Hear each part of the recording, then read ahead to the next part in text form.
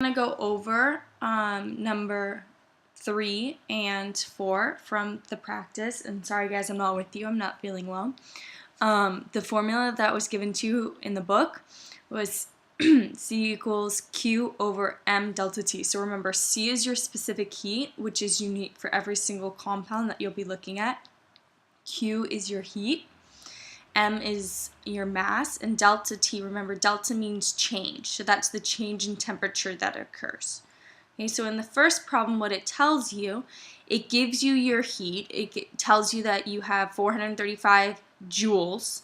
It tells you that your mass is 3.4 grams and that your change in temperature is 21 degrees Celsius. And guys, remember, for these problems, you need to be writing out the question.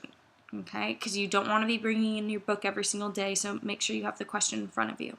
Okay, so what you do is you do 435 divided by, and then 3.4 times 21. This should be in parentheses, and you've got it. So 435 divided by 3.4 times 21. Now, the only tricky part about this, guys, is your units. Notice it's joules divided by grams times degrees Celsius. If you're not being picky about your units, this is going to get really hard, so make sure you're being picky about your units.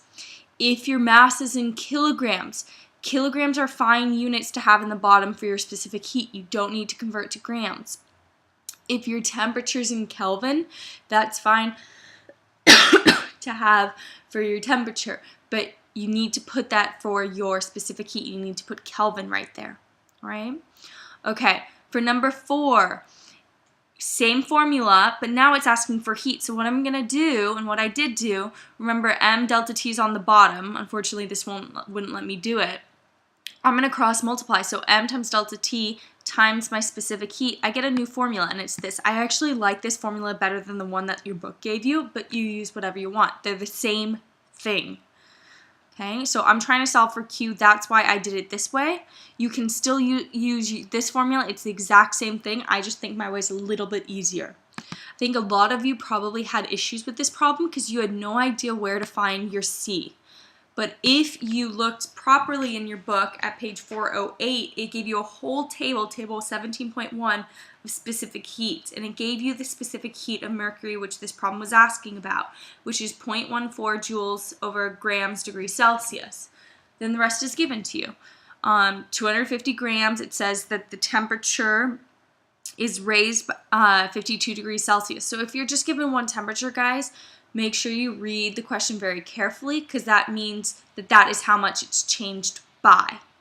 Okay? Notice in this problem that since grams are on bottom and they're grams up in the numerator, those are going to cancel.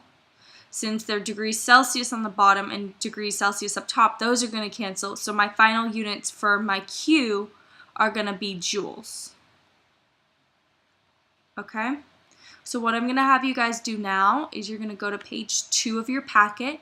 You're going to work on the rest of those problems. I believe it's A through E of those problems. Okay? If you're having issues, you can totally work with your partners. That's fine. Tomorrow in class, we're going to go through them and make sure you understand them. And then when you guys are done, you will have another activity to do. Okay?